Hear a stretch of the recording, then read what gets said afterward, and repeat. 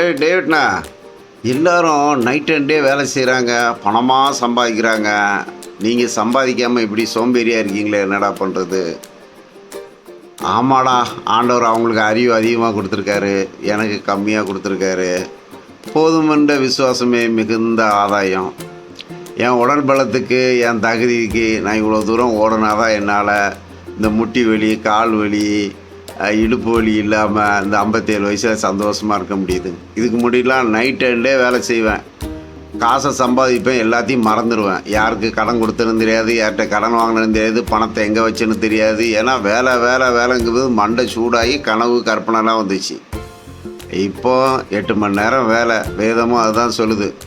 உலகம் முழுவதையும் நீ ஆதாயப்படுத்தி கொண்டாலும், உலகம் முழுவதையும் நீ ஆதாயப்படுத்தி கொண்டாலும் உன் ஆத்துமாவை சேதப்படுத்தினால் உனக்கு என்ன லாபம்? ஆமாடா, என் சரீரத்தில் என்ன பலன் இருக்கோ அதுக்குள்ளே நான் ஓடுறேன். அல்லேலூயா.